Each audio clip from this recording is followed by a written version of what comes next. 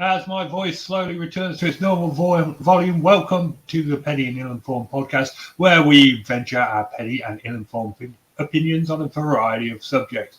Joining me from the sunny slopes of Tennessee, Nikki. What's up? From way down south at the arse end of England, Tom. Pleasure. And from the glorious Emerald Isle, Kevin. Hello, everyone. Brilliant. So we're all here. Did you all have a good week? No. Yeah, me either. Mine was mixed. Ugh, we're all a bunch of misery guts. All right then, Kevin, you go first. What happened for you? I mean, no, no, it's just, I don't know. I like I said, well, like I wrote this week, I don't know what century I live in anymore. I'm a man of, I used to think that the future would be awesome, and now I just think it's like dystopian. I guess if I was going through the time of my life, I would say it's more Logan's Run than it is, Star Wars. Tom, what was your week mixed? Just very heavy with workload. And I was got to the point where I was on a Discord group video chat on Thursday night with my goth friends, and they were asking if I could share any files with them so they could do some of my work for me. Whoa! Pump on the brakes. You have goth friends? Yeah. You, the straight edge hipster douche I know. Yeah, I do massively. I'm part of a group of about I don't know, about 10 or 12 of us in this. I'm lucky to be part of this group of about 10 or 12 of us. We used to hang out in Canterbury when I was a student, and just after that, there was a goth night playing industrial music and stuff at the Beer Cart Arms in Canterbury, but that eventually closed down. But no, it's we all still fly the flag, and yeah. I know what you mean, though, Richard. I do feel a little bit out of place. But wait, when I told them I had a laptop held together by sellotape, they said, "Don't have any." Maybe I mentioned it once or twice, but after that, they said, "Don't have any doubts about it. You're definitely one of us if you've got a laptop held together by sellotape." Yeah. Can I like make a comment here? Yeah, of course. No, and it was just something I saw this week that actually kind of made me kind of laugh. It was like a picture of, I think it was Robert Smith from The Cure's birthday this last week, and maybe that's not goth. I don't know. I mean, It is enough. I think it is enough too. But can I say to Robert Smith, just you've got to leave that look in the past, brother. That was 30 years ago. The fact that he's still got his hair sort of sticking out like that, and he's wearing lipstick and eyeliner and all, he really just looked like my drunken aunt. You know what I mean? Yeah. Madness was way better. How dare you? No, I'm just. How dare you talk trash about? I'm just saying. Listen, I was all. That's his look. That's what made him famous. I understand. Let him rock it. I was into that, and then all I'm saying is that in a lot of ways I had friends that looked like that back in the day and everything like that. I'm just saying, it's not the 70s anymore. Well, it'll come back though. I mean, the 90s high-waisted crop top is coming back. All I'm saying is, Nikki, all I'm saying is, at a certain point in time, you start looking less like what do you call that? Androgynous male. Yes. And more like, somebody's aunt. That's all I'm saying. A national peace in a... What? What? Sorry, guys. Whose nation of peasing? No, something silly cropped up in another window. I've closed it down. Sorry, my bad. Yeah, so that was all. That was all I wanted to say. It's okay. I don't pay attention to you guys either. So, Nikki, what's up with you then? I just had a really crap week with surgery, and I hate being passive aggressive. I'm not a passive aggressive person, but at points in your life, especially when you work in an OR, you have to show a certain amount of respect and decorum, and that's when passive aggressive slamming instruments into people's hands works really well.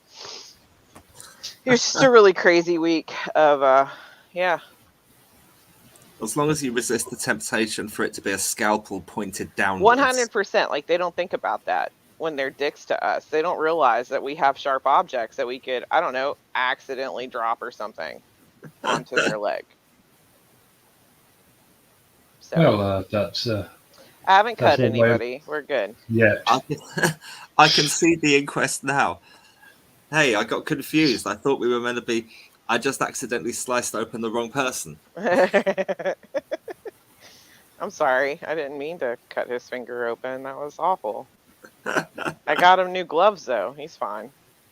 What happened to the doctor? He brutally cut his own head off while shaving. It was awful.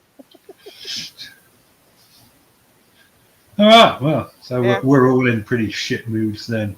Oh, I had I'm a pretty not in a shit surreal mood. I had a experience. really Last- passive aggressive moment during the week, actually. Hold on. Yeah. Richard was going to tell his story. You first, No, Richard. no. What passive aggressive thing were you talking about? No, after you, my man. It's your show. Okay, so I had like a super surreal experience last night. Have you ever talked to someone who remembers you but you don't remember them at all? Yes. Oh, yeah. I was there for that. So last night, me and my friends in this Discord server I hang out with have a Friday night hangout where we usually play Phasmophobia, which is a ghost hunting game, and get drunk. We've done it for like on and off for a few weeks, and we have a good laugh doing it. Anyway, we were playing it, and we were like 3 beers in, and suddenly this person messages me and was like, "Oh, hey man, I see you play Phasmophobia. Can I join?" And I'm like, "Who are you?"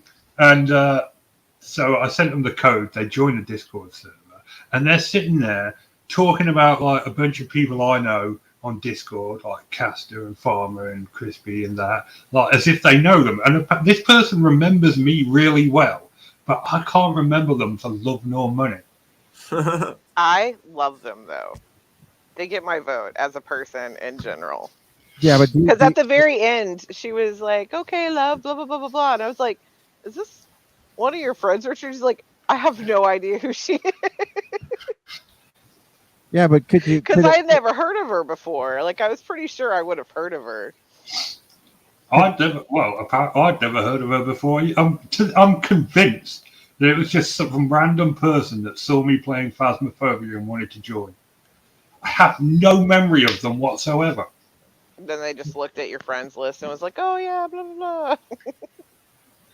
But do you not feel like, okay, and in a strange way, it would be very easy to find out kind of a lot of information about any of us just by absolutely. Googling it.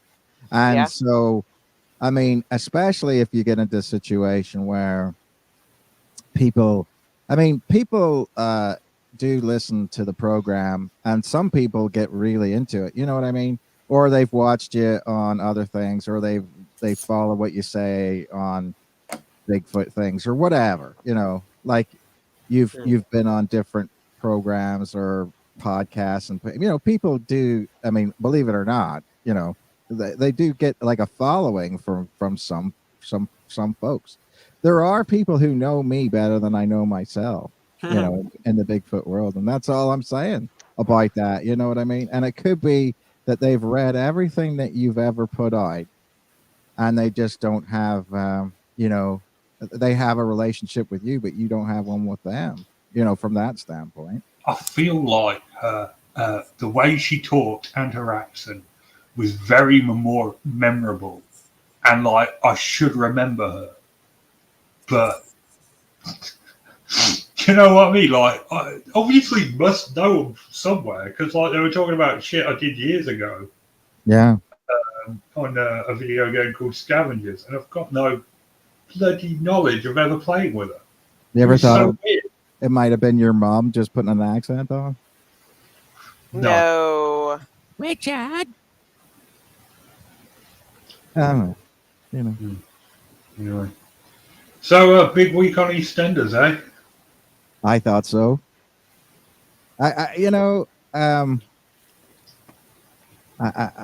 find it to be. I caught up all of a sudden. I was talking to Sam this week, and I said, "Okay, listen, I haven't watched it for like a couple of weeks. I need to get everything sort of squared away because next week he'll be talking about it. I just know it. I feel it. I feel it in my fingers, and I feel it in my bones. And so once, what's his nuts came back with Janine, and it turned out that he can't seal the deal. You know what I mean? I thought that was going to be a much larger cause of controversy. Much bigger deal than it turned out to be. Right. And they finally wrapped up the Gene thing, which I was pretty happy about. That was dragging. Well, you know, it's and I noticed my major takeaway from this week was is like Suki was wearing this shirt, and I said to Sam, has she always been that big up top? You know what I mean? She's very well endowed as far as the old anyway. So because you were saying like you had a crush on her, and I was like, okay, what's the story? Let me just take a look, and then I figured what yeah, that's why. He's a boob man. Totally. You like them tits, them titties. And Suki does have the attributes. Well, plus she's vicious and vindictive, which is always a great turn. Well, yeah, no, I mean that's the thing, right? Because I would imagine, Richard, you with your personality, that the perfect woman for you just sort of tells you what to do. Like it seems to me like you would be half into a dominatrix a little bit. Well, you're dead wrong there, but are you sure though? Are you sure? See, even Nikki laughed like she was sort of understanding of what I was getting. No, I was laughing. Nikki was laughing for 100% wrong. You are 100% wrong. Really? Yeah. So he would have to be the alpha male. Yeah. He has to be the ultimate gentleman alpha. He's a supreme gentleman. Tom's showing off his pussy. Hi, Kikiti. She's funny. All right. So that's me anyway. What do you guys want to discuss before we get to the topic? I was just going to contribute a couple of things, if I may. Yep. Firstly, I've been on the other end of the situation you both just described just now. One of them was my best mate's wife's brother's wife. I went up to her and went, "Hey, Laura, how's it going?" She's like, "Who are you?" "Oh, I'm Tom. I'm Ben's mate. Remember when we met?" No. "Oh, yeah, but we were..." "I don't remember you at all." And exactly the same thing happened with a guy called Paul. And I don't know. And Paul, I just went up to him and said, "Hi, what are you doing?" He's like, No, I don't remember you. So I remember that. And the other one was, I had, if I'm honest, I had a slightly passive-aggressive moment this week because what happened was on Thursday, I had an appointment with my ADHD doctor, and it was during work hours. And I emailed asking if I could have cover a couple of days before. And I was told I had to fill out an absence of leave form, which when it came, I phoned just before to check that the person covering me was definitely going to be free for the whole time, because when they arrived at my classroom, they were a little bit worried they might not be, just school complications. and I was told I hadn't filled out that form. And I said, but I only read that I had to at 11 p.m. The night before in an email, and I didn't, and I said, well, I didn't know I needed to do it now beforehand, and then she just said, well, just get on with your appointment, don't worry about it now, and that's what I should have done, but to sort of show my frustration that it wasn't made clear to me that I had to submit this form before the appointment, and that it wasn't just a formality. I made the doctor wait while I ran down to the office, grabbed this form, hastily scrawled it out, legged it into the room. My manager wasn't was in the room but was doing something else at the time, and I don't think she even saw me, and I just plonked it on her desk and went off, and then went back and started my appointment. But it was, if I'm honest, and I'm not proud of it, it was a bit passive aggressive in its tone, the way I handled that. Well, no one's perfect. It sounds like, you were just having a bad day. Yeah, well, it was just a spanner in the works that I didn't really need, but there we are. I think, to be honest, because I work pretty close to capacity like the entire time, it means I don't have a lot of psychological resilience that I wish I did. My fuse can be too short, and when I snap, I snap into passive aggressive mode. I go all awkward and sideways on in my thinking, but there we go. We all have our strengths and weaknesses, and one of my weaknesses, unfortunately, is that when my back's against the wall or something, I do sort of counter attack sideways on. I see it, or something. Interestingly enough about that, and the only reason I'll address it is because whenever you were talking about being at capacity and then snapping, one of the things that I've talked about it sort of. I don't want to really talk about the circumstances of why I've been diagnosed with combat stress disorder or PTSD. But anyway, I have. But the thing that I will say about it is that that's exactly how they describe it to you in a lot of ways. And I've noticed that the amount of stress that people are going through anymore is very interesting to see how many people seem like they've got that level of anxiety or stress in their life where, it's you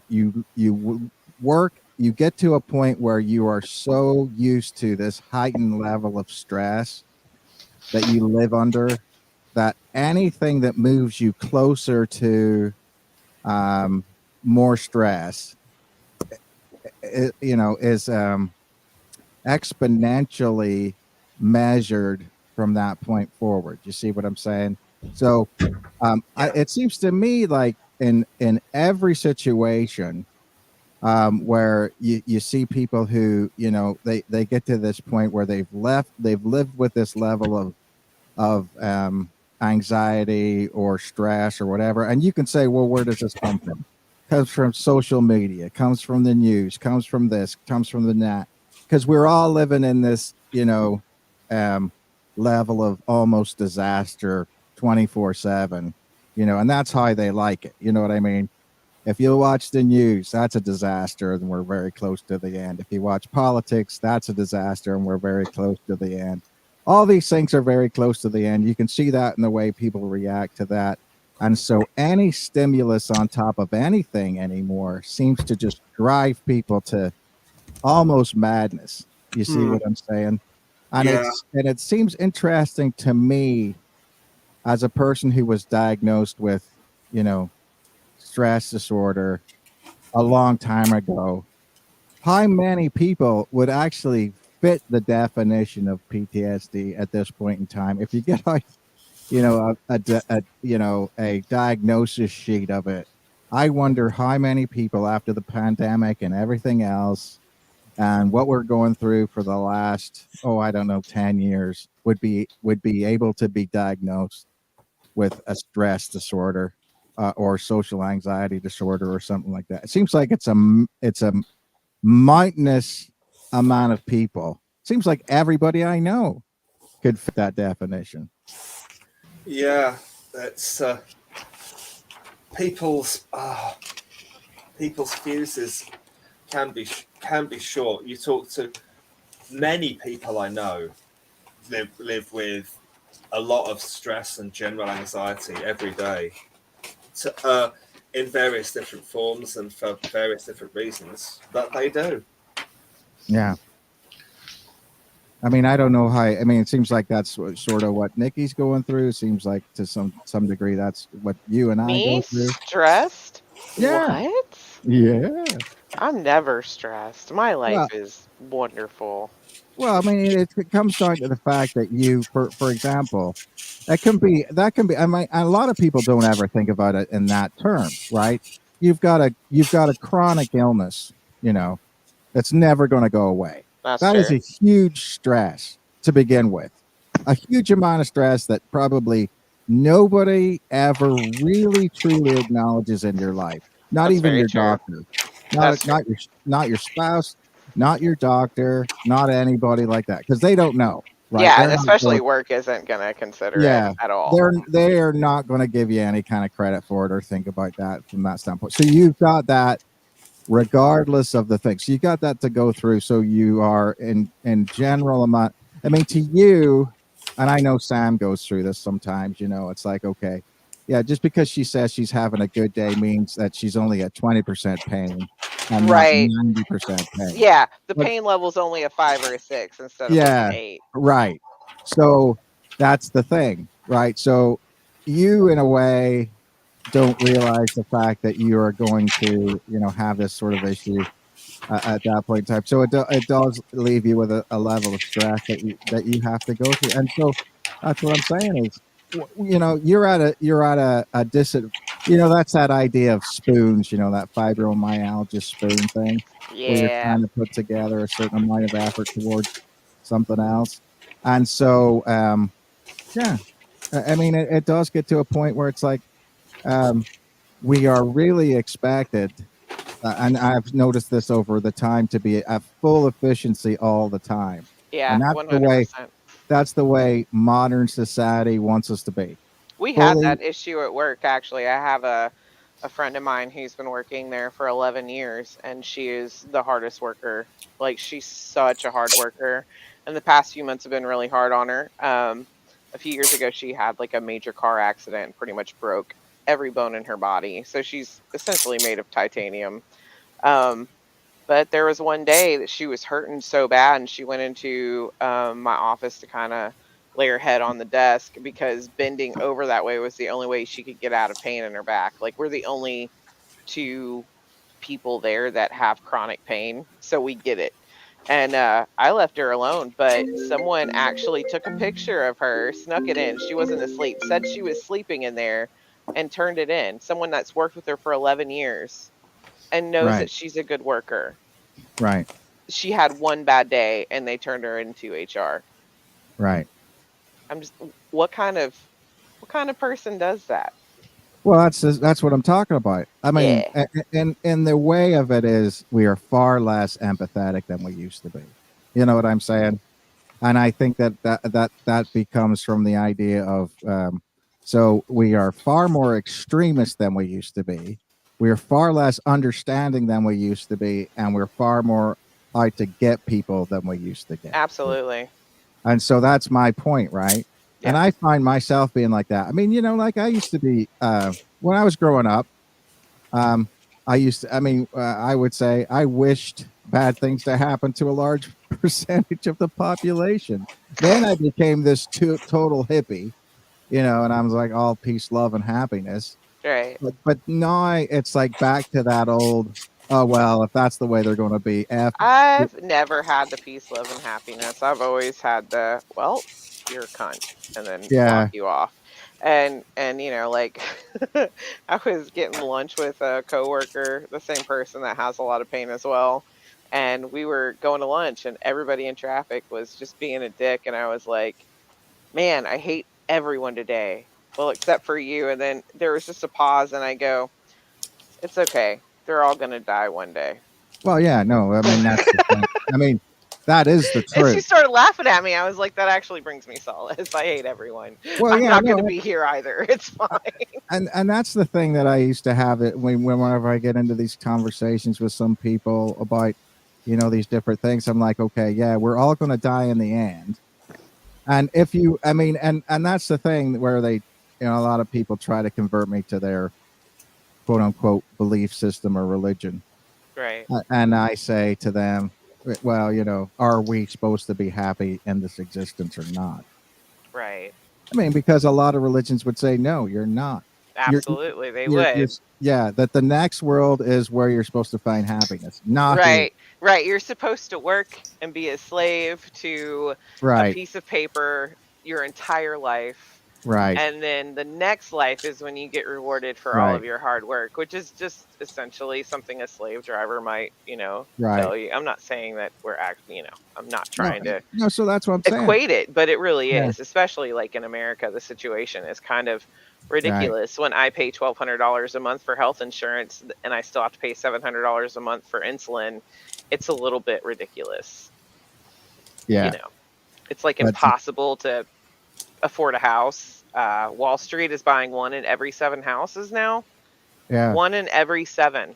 Because it's like it was cool for a while to let us own stuff, but they'd rather rent it to us now. They just want to own everything, and then we just rent whatever we need. I don't know. I hate well, people. well. Well, Nikki, what you're saying is true in the fact that if you are a middle class American, you are not going to be able to afford a house anymore. Oh no, I And absolutely. so, It's impossible. yeah, and so what I find interesting is because I talk about the fact that it's a sort of lower income people, middle income people should be able to own things. And so therefore that seems to be taken as an anti-establishment corporation move. Because Yeah. I say that, then what am I? I'm a communist Yep. because I don't agree in the complete and utter transfer of wealth to uh, Corporation. an oligarchy. Yeah. Which we're You know, already in. People just don't want to look at it, but yeah, whatever. right. And so therefore, you're going to be in the situation where a lot of people are going to make the decisions for us down the road. I mean, I almost think it's medieval serfdom coming back, Yeah. and it's like, okay, if the serfs at that point in time, like if Wat Tyler went to London and then got the experience from saying, "Go back home, you communist bastard." You know what I mean? I know you want rights, but just go back home. Right. Which, Well, yeah, it's halfway through. How about those 49ers? yeah. I don't know. I buy them. You want to hear the story? Yeah. It's your You, turn. you actually want to talk about it this week? Yeah. Let's go. Yes. Oh, I thought Oh, we were me talking too. about the San Francisco 49ers. And I see that was my thing. I'm like, is it football season already? Don't say it like that, like it's a bad thing. American football season is the best time of the year. I love Really? football. I love football. Heck yeah. I love football as well. I love it too. Yeah, I Kevin, just, what's wrong with you? why Yeah, why you're don't the I only I like one love else. it. I love it, and my team notoriously sucks. They've won 1 Super Bowl. The year I got deported.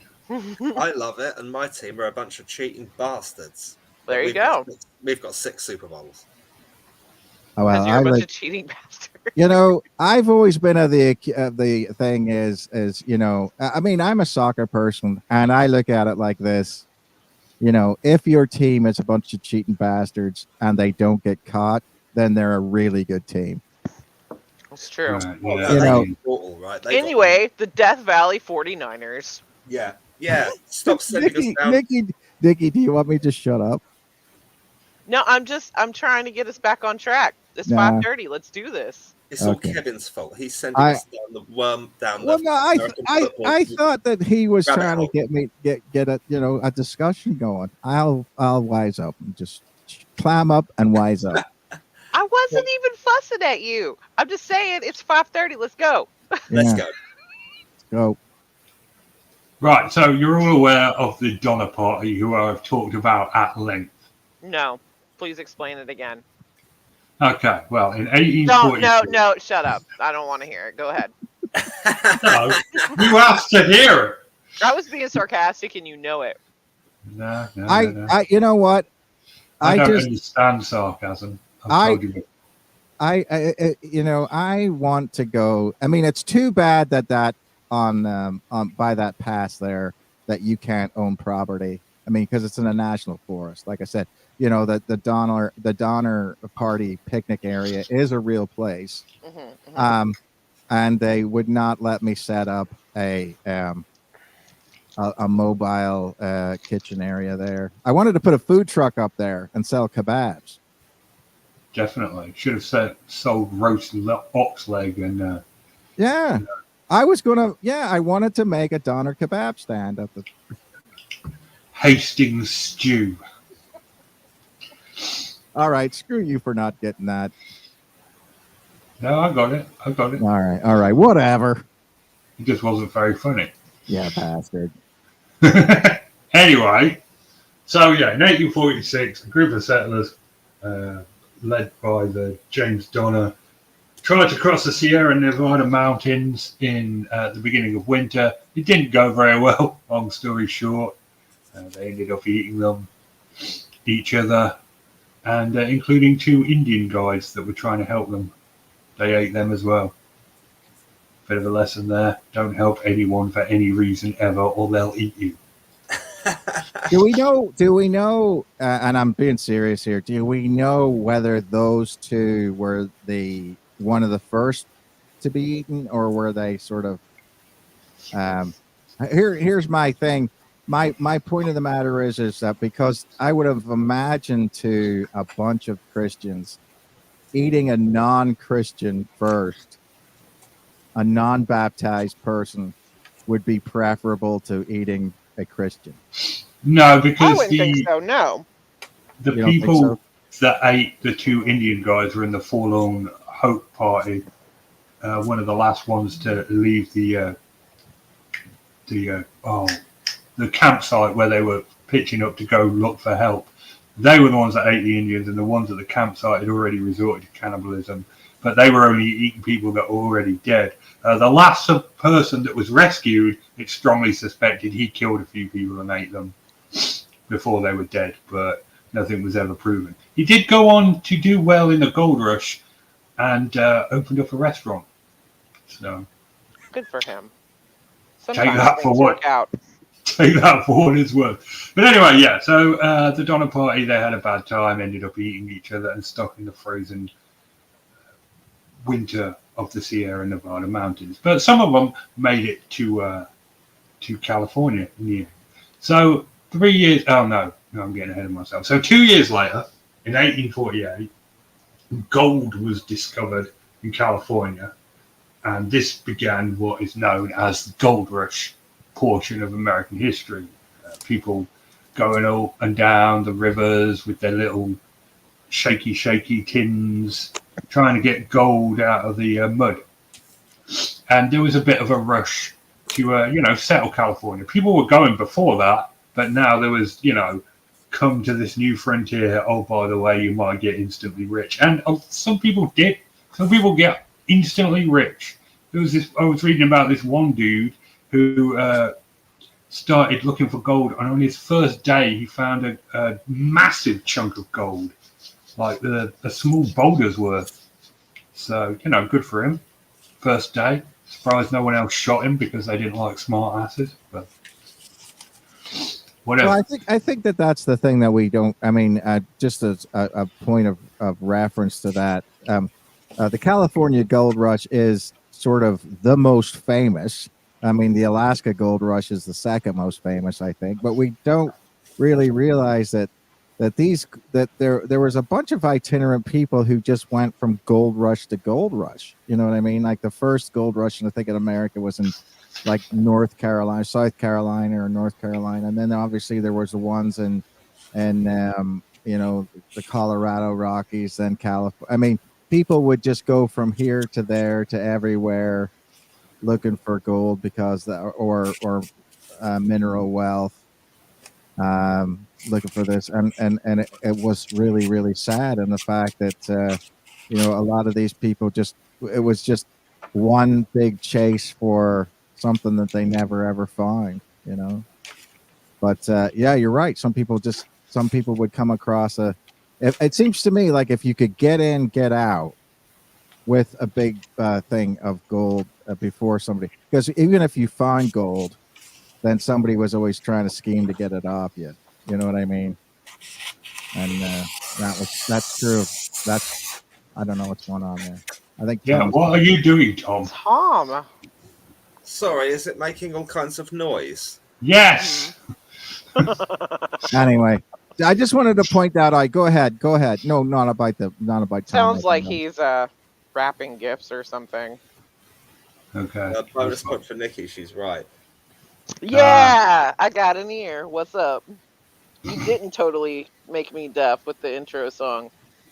Do you know what? That is Tom's sweat and blood. 20 years that took him. And I'm That going to is show you. beautiful. I love it. Turn down the volume.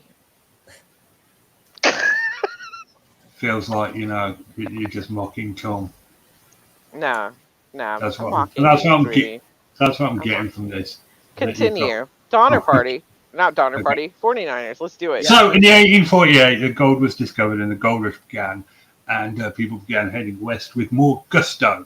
Interestingly, on a side note, this is about when the right to travel was incorporated into the United States Constitution for the sovereign citizens, to facilitate wagon trails. So, never mind. In 1849, a group of pioneers called the San Joaquin Company would become the new Donner Party, only worse, but with no cannibalism. The group's guide, Captain Jefferson Hunt, would only go as fast as the slowest wagon in the group. That is how you're supposed to do long trip. But it was, slow going for them. So they got to the old Sierra Nevada mountains, and there was snow on them. And because this was 3 years after the Donner Party, this was probably fresh in everyone's mind. They were like, sod that. We ain't going to do that. We're going to head south, and we're going to try and find the old Spanish Trail. That is what it was called. Assumed the Spanish used it at some point.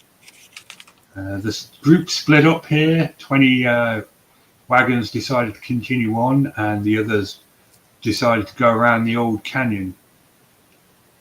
So, interesting fact, both of these groups were saved from dying by thirst by a snowstorm. Both of them. That's cool. They reunited, and the group ended up in Death Valley. Now, Death Valley, famously absent of anything that can sustain yourself on with. They ended up burning their wagons, eating their oxes. A lot of them died from dehydration.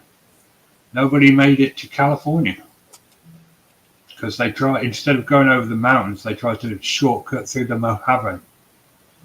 So, yeah. So did they all die? I believe so. A large amount of them died. It is. So how did the party end up? What remind me? Sorry, what I just missed this. Why did they separate and then regroup? They found a gaping canyon in the Utah-Nevada state line. 20 Her name of was them. Karen. Go ahead. Sorry. And they decided to split up. Some of them tried to traverse the canyon, and 20 decided to go around it. Right. And they were just thinking all they had to do was carry on going west to get to California. And they ended up in the Nevada and Mojave Desert. Wow. Which is like the opposite of a snowstorm, if you think about it, being stuck in a snowstorm. Yeah. And the opposite of a good time. But there's no cannibalism in this story. Now that makes it less cool. Well, I think that's because, like I said, if you get stuck in a desert, you don't live long enough to resort to cannibalism. Because of course, if you don't have water, like you can live for a month, six Could weeks, you live probably. off of blood, or do you have to have water? Because there's water. Yeah, but there's so much salt content uh, and blood What if you that, boiled it? well, you would have to boil the blood and then get the um the steam would come off it, and then that would take the water content out. You're right, you could do that, but then you'd have to condense the steam. See, the problem with it is like you can boil seawater and live off the water, but you have to have a way to capture the water vapor and then have that reconstitute itself. Hmm. So if you were to take a so it's basically like distilling water in the same thing. So if you take seawater, boil it, and then you capture the steam into a funnel and then run it down through a coiling system, it'll recondense and then make water, and then you'll end up with water you can drink and salt in the Ah, pan that you started with. So that's a still. You can make a solar still and those different types of things too. But the problem with it, as with anything, with any kind of material like that, that's very hard to of a concept for a lot of people to do. So they don't do it. You know what I mean? And by then you're so thirsty that, for example, you start drinking seawater just right out of the boat because, for example, if like Captain Bligh and them, some of the people were drinking seawater and went mad because there was no way to distill it. But Captain Bligh probably ordered to. Yeah, I don't know why that dickhead's remembered. Only one British captain has ever had his crew mutiny, and for some reason we remember him as a great dude who got his survivors back to port. No, he was a shit captain. He should have died out there with the rest of the idiots. yeah, but I mean, we're not gonna. I mean, like I said, from that standpoint, you can't say he was the only shit captain in the Royal Navy. I mean, because there was more than one. The problem with it is that from that standpoint, a lot of I would guess that there was probably a lot more brutal um, Anyway, captains, yeah, than Bligh. It's that Bligh wasn't brutal enough. yeah. Okay, so that's what happened to one of the two groups. They got lost in Death Valley. The other group continued on past the desert and eventually ended up at Groom Lake, which is the site of a very famous military base these days. And they found water there, and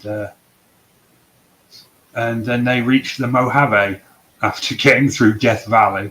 They reached the Mojave, and it took another 23 days to cross that. And then eventually a small group of the lost 49ers made it back to California. So some of Yeah. them did make it. No, one of the groups, I was talking about one of the groups that when they Oh. split up, they just died completely. And the other group managed to make it through Death Valley and then through the Mojave as well, which is pretty impressive. Yeah. But yeah, I always thought that was pretty funny that they ended up at Groom Lake. So Well, I mean, which- What? it is. just say which group died completely? The ones that traversed the canyon or the ones that tried to go around? The ones that traverse the canyon. Right. Be very interesting to look this up on maps or something. Well, interestingly enough, 150 years later, a bloke named Jerry Freeman tried to follow their path because they'd left stuff inscribed, cairns and caches and things inscribed into the mountains. Oh yeah. He tried. Obviously, he ran into a bit of difficulty when he got to Groom Lake, but he still did it. He still tried to find the last one at Groom Lake, which is another story. But we've talked about that already, I think, on this show. Yeah. Uh-huh. Well, I wouldn't want to do that now. I'm just Yeah. telling you right now. I wouldn't want to do it now even if you're driving through that area, because whenever I used to, go through to Colorado from here, I used to drive down through that area, and even doing it in a car without air conditioning sucks. I mean, Well, I, yeah, there was the Death Valley Germans as well, who just went off the road briefly to go look at. I don't know what they. No one knows what they went to look up. They left the road, and they all died. And yeah, they were in a fully stacked car with provisions and everything. yeah. You Death know, Valley. it's an interesting thing, and then a lot of people will go. You know, it was funny because I originally somebody asked me to go to this thing because I was really into the Road Warrior at one point in time, Mad Max and Road Warrior and stuff, and so in the middle of the Mojave Desert, I know this is a little bit off topic, but in the middle of the Mojave Desert, like once a year, I think it's in September, they have like this Mad Max festival in the middle of the desert. They bought this area, and you know, sort of you go out there and you like camp out and you drive your like Mad Max vehicle, and everybody dresses up like in the in you know, stuff, which is totally impractical. But I can imagine that there's a lot of people that out there that you know, get very very ill if not sort of. I mean, you have to sign a waiver that says you're not going to hold Yeah. them liable. Well, it's in the middle of a bloody desert. And you Yeah, just know there's some idiots that show up with soda and and like and really salty food. Yeah, soda and pretzels. That's what they go to that with. You know. well, it's just interesting that you know a lot of people, you know, showing up with the you know basically naked bodies with chainmail on it probably doesn't do very well in the middle of the day. The Mojave is an unforgiving desert. Yeah. Well, the Death Valley is part of the Mojave Desert, isn't it? Not? Is it Yeah. not? Yeah. I thought it was in Nevada desert. Well, but well, yeah, but Is that all the same desert? Is the Mojave and the Nevada connected? Is it all the same desert? I think I think it is, but I'm not sure. I mean, you know, there's mountains that get in the way there. There's that the range of the you know the Cascade Mountains that or go to well, you know that range, the Pacific Crest, I guess it is. I don't know where things start, where they end, but technically, you can go from the Canadian border to the Mexican border and stay in the mountains the whole time. So I would say that at some point, certain point in time, there are deserts on the other side of the mountains or whatever. But so they, you know, it wouldn't seem like it was that different. But geographically, it might look a wee bit different, but the high desert is not as any more fun to be in than the lower deserts as far as that goes. You know. Gabby says that the Death Valley's in California, so it has to be the Mojave. Yeah. There you go. Well, yeah, like I said, I'm not sure. I'm not an expert on that kind of stuff, you know. But But yeah, it's amazing the difference like a month would make to these people that they'd get to the Sierra Nevada mountain range too late, and they'd either freeze to death and eat each other or die of thirst in the desert. right. Just how hard is it just to pinch your tent at the bottom of the bloody mountain and wait the winter out? Yeah, but what are you gonna? I mean, you know, what do you? I mean, a lot of times, what are you going to eat? You know, that's the tough. I mean, when even the Native Americans who lived in that area didn't stay in certain areas, you know, all year because it wasn't sustainable. Yeah. So I mean, they, you know, so what I'm saying is that from that standpoint, you know, natives sort of got it right in the fact that they were very adaptable to the They had summer terrain. camps and winter camps, didn't they? Right. But for a lot of reasons, and I mean, and this is the story of you know, whenever they used to say, for example, only mad dogs and Englishmen go out in the summer sun. You know, that's, I mean, we, you know, Americans sort of are an extension of English colonialism or whatever, and so a lot of times it's like, okay, we will not adapt to nature. Nature will adapt to us. We will conquer it. And I think that that's one of those things where I mean, you can see that now. people will still not adapt to nature. It's like, no, we're going to beat nature. We can beat it. We're better than nature. And I think that that's exactly what those folks were thinking is, yeah, we've got the pioneer spirit. We'll beat nature. Well, they failed. Yeah. But some of them succeeded. Well, that's what I mean. And the ones that did were heroes. You know what I mean? But We're it's adaptable. yeah, it's an interesting thing because I was watching this thing that said, next week they're supposed in the sort of southern states in America, there's supposed to be this heat wave and stuff that's going on. I mean, there is impracticability in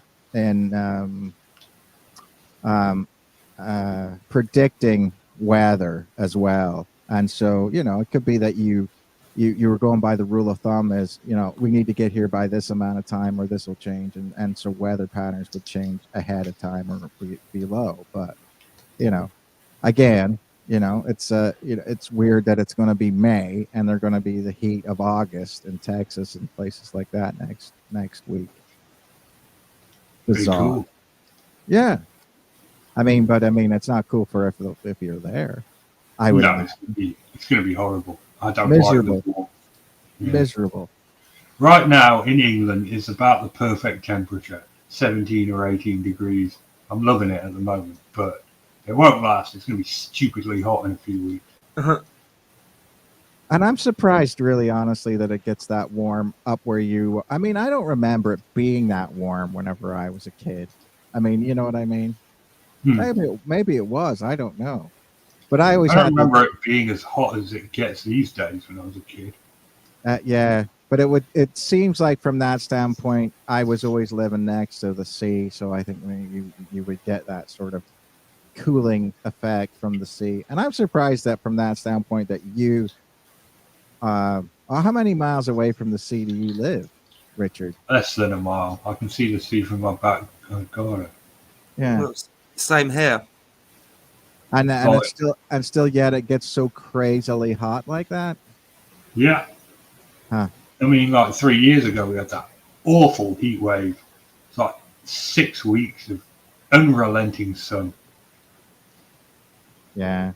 Well, it is what it is. I think I remember that, but like from 3 or 4 years ago, because I was in London then. And it was the most miserable I've ever been in a city, I can say, at all. It was crazy hot. Mm-hmm. And you couldn't even buy a fan anywhere. And the place I was staying was so hot. It was terrible. Terrible. Terrible. And I don't know. It seems like what is funny to me is how Europe is not prepared for heat. You know what I mean? America is in a lot of ways. You can go somewhere and it'll be cool. You know what I mean? You can go to a restaurant, it'll be cool. You can go to the convenience store, it'll be cool or whatever. But in Europe, it's not like that. Everything is hot. You know what I mean? Unless you go to like a Tesco Express or something like that, and everybody's standing around in the Tesco. That's the one thing I don't miss about living in America was that the winters were way too cold and the summers were way too hot. Yeah, but like I said, as with everything, we have beaten the weather in America to a large degree, whereas we have not done that in Europe. So, Tom, are you going to be joining us next week? I don't know one way or the other just yet, to be honest. I sort of have to just play it by ear, managing sort of work, time with my darling wife, all how busy the Saturday and Sunday both are, all kinds of things. So I'm sorry to be non-committal on you, but I'd be lying if I said I was certain. Okay. Nikki, what do you want to talk about next week? I don't know. I have a deep rabbit hole that I'm sure no one else wants to get into that I'm into, so... What's that? You're not talking about your vagina again, are you? Yeah, my gaping chasm. No, I've been inhaling every bit of content about the Amber Heard Johnny Depp, like to the point of sitting there for 4 hours and just watching Amber Heard do her stupid testimony. Oh, it's so bad. But anyway, Yeah, Well, That entire and, court and this is case. and this is by someone. This is someone who really. I like Johnny Depp. He's okay. If he's in a movie or if he's not in a movie, I couldn't care less. I'm not going to go see a movie because he's in it. Like, he pretty much plays the same characters to me all the time. I'm not a huge fan. So when the first thing came out, when the op-ed came out forever ago, I really didn't care. But I don't know. It's just sucked me in. well, yeah, it's interesting, and I don't know. I don't know if it was last week. I don't know if I made. I mean, I made this comment to somebody last week, but I mean, it's like Johnny Depp looks like he should be on like a show about um, motorcycle gang. Does he not look like he should be running some motorcycle outlaw motorcycle gang at this point in time? He's just got. He doesn't look like Johnny Depp anymore. He just looks like he's got that heavy set face with that hair that's back. I mean, he just looks like Yeah, he does. He looks like he should be in charge of the Mayans motorcycle club or something like that. something. Yeah, but it's. I mean, I'm sure you guys don't want to talk about it. That's all I've been dedicating my time No, to I, on Well, I we can would talk about it if you want. No, I'm because down with that. I have not been paying attention to it at all, and the fact It's- that but I will say that I mean, people are saying, is Amber Heard believable? Is she not I don't believe believable? she is. I honestly like 2 full days of her. I'm just waiting for them to cross-examine. I haven't found any of the footage on it because I do the full whatever. But Is it, I what's it? mean, What's it on? Is it on like HLN or I've been something? watching it on YouTube. Law and Crime has a channel or something like that, and Does Nancy Grace come in on it and give her thing? no. If you, Nancy. Um, but dude, I can't stop watching it and watching her testify. Like, I don't know, I think it's like 4 or 5 hours worth of what I've seen. Yeah, I just want to shoot myself and or her. Like, yeah. it's really painful. It's literally painful to watch. Yeah, but it is interesting, and this idea of these trials started with like the OJ trial, where like literally everybody watched it, and I remember in my life I've watched the OJ, and this is the first one I haven't watched. I watched this one. I watched the Jodi Arias trial, which was another big huge trial that was on. Jodie Arias, there's a bloody diva. That's something we should definitely talk about. She was amazing. Yeah. Well, I'm just saying that's what I'm saying. If I mean, we could just talk about TV trials, including Yeah. this one, because of Mhm. the fact that people, regardless of and what's always interesting to me is what is, I mean, in criminal trials, obviously, if you could have watched all the things that Jodi Arias had done, like all the tapes that they had of Jodi Arias acting like a nut, that they Yeah. didn't, that they I've couldn't watched as submit. many as I could get my hands on. She's Yeah, brilliant. I and love her. then she was in that. But imagine that. But this is the thing that's it's always in this case where a lot of people will make the argument. They'll be on Amber Heard's side, and they'll say, for example, that Johnny Depp is an actor. He's been acting since he was a kid. Of course, he's going to be able to act his way out of this. Yeah, but he's not. So if they say, "Hey, Johnny, on March 27th, did this and this happen?" He says yes or no. He's not looking at her. He's been drawing or something the entire time that she's been on stand.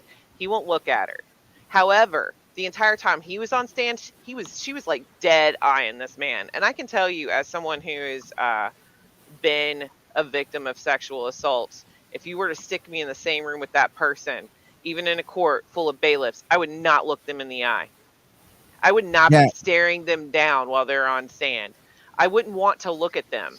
And so a right. lot of behaviors that they're both like showing is indicative of Johnny actually being right, and the fact that he was able to answer things short and succinct.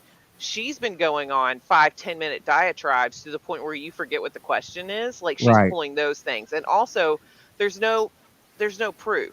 Like, Yeah. her proof is, hey, here's a picture of Johnny passed out on the floor. That doesn't mean he hit her, you Yeah. know.